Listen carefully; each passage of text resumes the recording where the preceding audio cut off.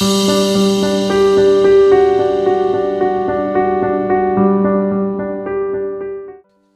I'm Dee Anderson of the Anderson Alteration Academy. Today's video is raising a really heavily beaded strap on a wedding dress, and it's beautiful, and I think this will be one you're quite interested in. Let's get started. Alright, here we have the beautiful dress. We've got the pin here, and the way I pinned it on this shoulder, it seemed like in order to center it on her shoulder, we needed to do more of this lace and less of the sheer. Now, another thing that happened, and I usually tell the brides, first of all, we've got an inch here. But since we're folding that, we're going to do 2 inches and just make sure that we get this. I'm going to put it down here. One of the things that happens on these skinny straps when you're putting them together, if I was to go with this one up and down, just right on that line, the back here is much bigger than the lace front. If I have these lined up here and I stitch, I've got this back way, it's just much wider on that back. Do you see that? So sometimes even if the shoulder doesn't line up on the top, I run it into where they match. This is a good match on this narrow part. It's staying narrow here on the lace in the front.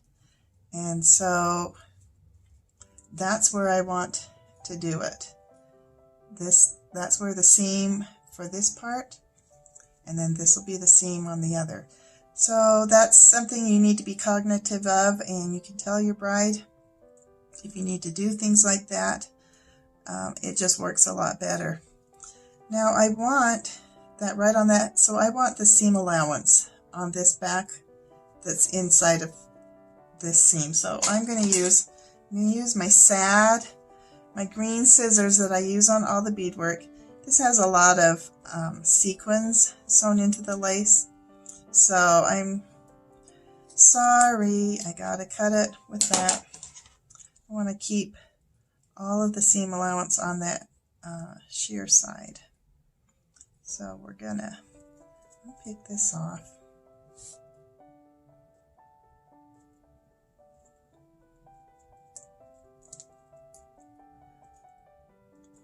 And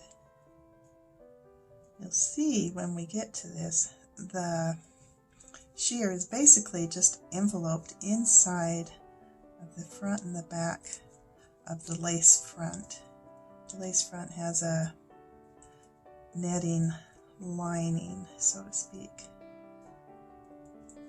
And we're going to do the same thing to it. You can see also it's got this kind of elasticy, clear, kind of a seam binding or whatever you want to call it on the back of this. The fits are so nice.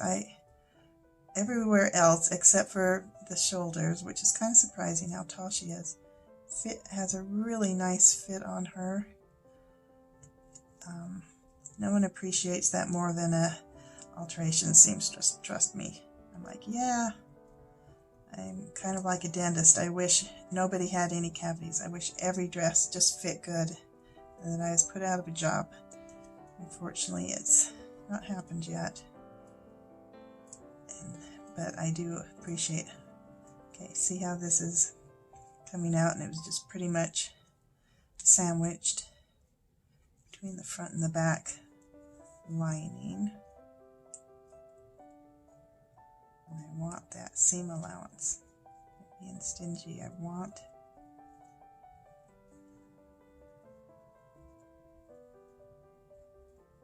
come on, we're almost done.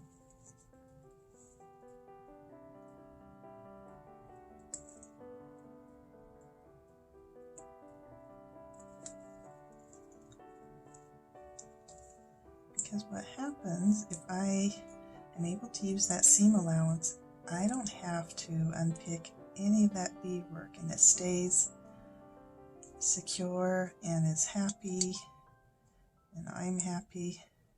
There's nothing wrong with unpicking beadwork and then re-putting it on. I do it all the time, but where this one is working out nicely where I don't have to, I'm not going to do it if I don't have to.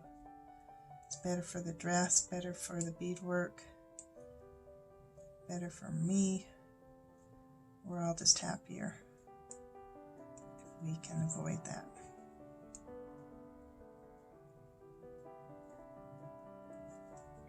Oh, I'm so close here on this end. Come on.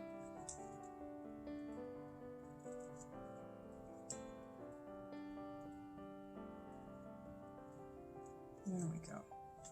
Okay, throw that away. And this looks like it's got some holes in it. I'll have to make sure they are in the seam from me unpicking it.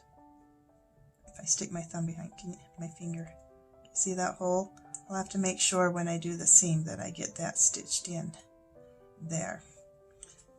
Now, see, I've got this little edge right here before the beadwork starts. I'm going to use my zipper foot because I can get very close to my beadwork with my zipper foot without it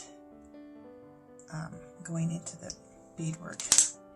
And especially where beadwork is on netting, if you try and put a presser foot on top of it, you're probably going to smash holes into your netting. So it's best to not try and stitch over any beadwork when you have netting.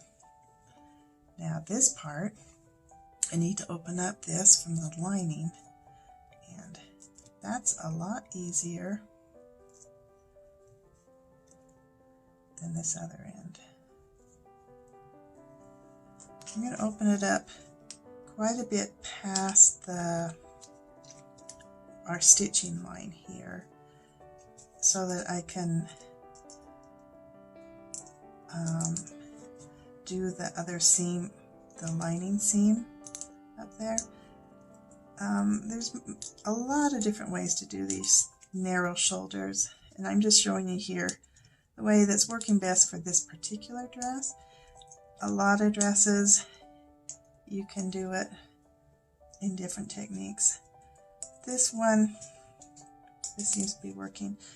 If I was just going to hand sew and just tuck that under my hand and not stitch it down, I would probably not unpick it as far as I'm doing right now. But this front will be just fine for me to just stitch it down, so it won't be a big sad thing if I do this.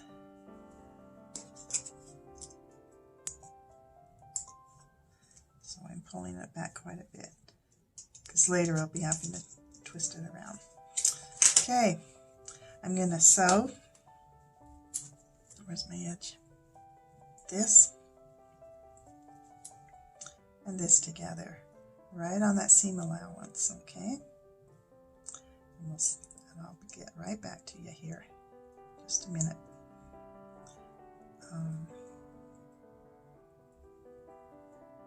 Just like that. Okay. Okay, I've got this first seam. My lining is separate from it, but we've stitched it down using the zipper foot so that I could get real close to that beadwork. And we've stitched that down onto this.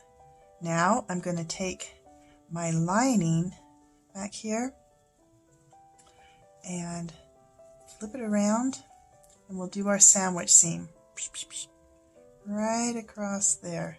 Use the zipper foot again since I'll be getting close to that beadwork. And I'll stitch that down there, and then we'll have it sandwiched. Alrighty. Be sure when you do this that you have everything smooth and you don't have the front or the back twisted, or else you'll just hate life if you have to unpick it.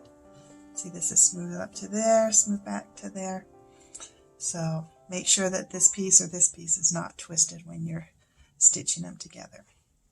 Alright, now I'm going to sandwich the back and the lining. Alright, now we've got the lining stitched on. sandwiched in between there. And there's this one. I'm going to use my trusty little sad scissors and then we'll pull that through. There. There's that in there, very sturdy. And then I'm going to hand stitch. I'm going to tuck this in down there, and then this side, this is the outside. We've stitched it out and then it folds in, so we're going to fold that in on this side, right where that lining catches in, and that will be, and then we'll hand stitch. No, we were going to do this on the machine. And then we'll stitch that down, and I'll get this stitched down too. But at any rate, that side folds in. Do you see that? So that it lines up perfect with this. We stitch that down, and then we stitch down this side. So I'll show you that. I'm going to go stitch those down, and then we'll be done.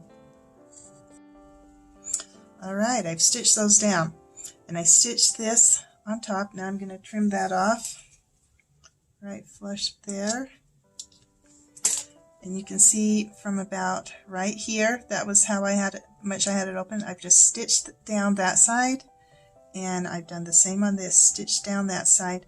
This only has sequins, no beads on it, so I'm able to get away with that. Looks like I'm going to stitch this leaf down when we're done too, to get that. And here we have that taken up 2 inches, and gosh, I love this dress.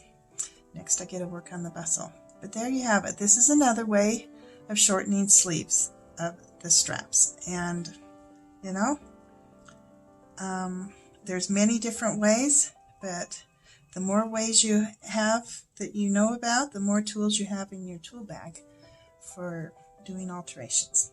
So this is what I'm doing today. Bye-bye. Alright, here's this shoulder done. Look how much smoother that is. Very nice. There it is in the front. A good transition, and it fits so nice on her. Much smoother. Beautiful.